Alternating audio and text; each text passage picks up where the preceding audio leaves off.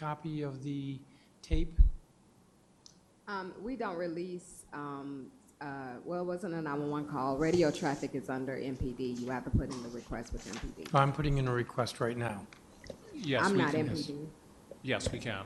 Okay, and that would be providing it to both Mr. Allen and myself. And if we have to keep it confidential, you'll tell us that? Yes, and we can do Okay. that after this hearing. Okay, and that would be the entire, from the call coming in to dispatch? Yes, Correct. and I think it would be helpful, I know questions were asked to Director Holmes, it would be helpful hearing those responses and working and talking through it, having listened to the radio traffic would be helpful, I think, for the two of you looking at oversight. Okay. Ms. Holmes, is it your testimony that nobody else called 911 regarding the fire? I think we received one call after the initial radio dispatch of an individual that was behind the residence that called in smoke. And that Can you- call, Are you confident that it was only one other call? Because I'm quite surprised that there would be a major fire and We- there was only one 911 call. yeah, we were surprised also. We searched through the records and we were only able to find that one call of a gentleman that called and said that he saw smoke and he also heard the fire siren, so we had already dispatched, but we weren't able to find any other. So it's your testimony that that call came after dispatch? Yes. And why would you not dispatch at least an engine on a vacant lot on fire? So usually our process is to gather at least what type of fire it is, and that's just a normal process across 911. And so in this case, you have an MPD dispatcher that was trying to gather information. I get that, but clearly I think that's counterproductive. Well, I think it goes both ways. I think that one of the things that we struggle with in 911 is there's times that we prematurely dispatch and we find out that we have to go back and circle and send a complete response or another type of response. And in this case, we were being I'm not following that. So it's not uncommon that there'll be a fire, and I guess you call that a box alarm, and then the first engine shows up and they say, well, this is more serious, and so now it's a 2-alarm fire. It's not uncommon for it to be redispatched as a 3-alarm fire, not that we have as many of those, correct?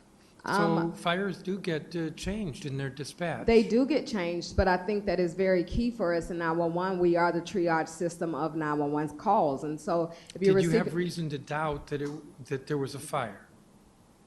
right, so we Did you have- didn't doubt that there was a fire. We Okay, didn't know what there was a type of police fire. officer who was calling.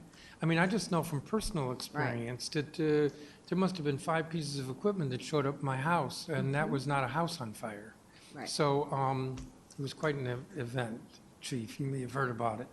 And so I just don't get why you wouldn't have sent an engine while getting the rest of the information. So we didn't send an engine because my dispatcher was not clear what type of fire it was, and we didn't know what response. There are certain responses that are put in our system, obviously from the fire department that sends them out.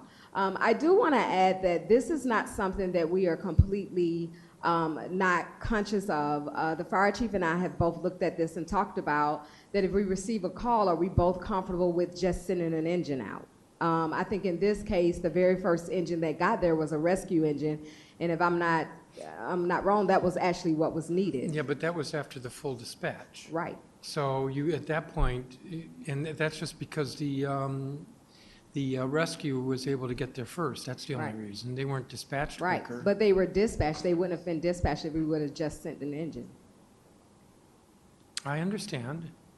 I understand, but of course they could do nothing for the fire. It took an Right. engine to start doing work on that. You said there were only 2 questions, where and what. Why wasn't the call taker able to ask those 2 questions? No, I said those were the two answers we needed to dispatch. Yes. It wasn't a call So why taker, it weren't was a those dispatch. asked in the first 30 seconds? So the question of what was where was already given when the MPD officer went over the radio. So there was only and one And then question. I'm getting there. And so as the dispatcher continued to key up over the radio, she asked, I believe, between 3 and 4 times what type of fire and what is this to verify what type of fire it was. So it was asked. It was asked in between other questions that was going on between MPD and MPD units. But I head think there. what I'm not getting, of course, listening to the tape may help me, is that it doesn't take very many seconds to ask the question, what type of fire? So it And- didn't. She asked. The answer wasn't given. She asked it. She asked it as soon as she put the call in. She asked, the answer just wasn't given. The officer keyed up for backup, so she got that done first, got him back up. She asked again what type of fire it was. I believe at that time some other units keyed up, letting her know they were en route. She confirmed that they were en route. The officer asked for a breach kit. She went over the radio and asked units that had a breach kit, please respond his location. And somewhere in between, I'm going to say the third or fourth question, she asked, what type of fire is this? And a second unit, not the unit that was originally on the scene, said, dispatch, this is going to be a building. So And it's- what's going through my mind is that, according to you, the two most important questions, the first was answered in the first few seconds, and the second somehow got interrupted and delayed, and she asked other questions, and so dispatch took 4 minutes when all that was delayed for the second. Chief, you look in pain. No, I'm fine. Okay. I'm going to switch because I'm running out of time. Yes? If I could just add, and I think listening to the radio will help.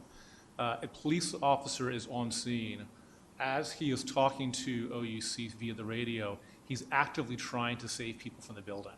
So it's a chaotic situation where an officer is both listening to questions and trying to open a door desperately. And when you have the radio, I think you'll have the context of why what in this sort of setting seems like I'm asking a question, why I didn't get responded to, why an officer would have been distracted in that moment. Councilmember, I would also add that Director Holmes and I have been talking and looking at reviewing dispatch protocols and how we do things more timely. So I think that what you'll see is that it's time to do another review. We both said that, and so we'll be doing that to make sure that we're utilizing our resources. We're reviewing how we utilize our resources, and we're using them in that manner. That's helpful.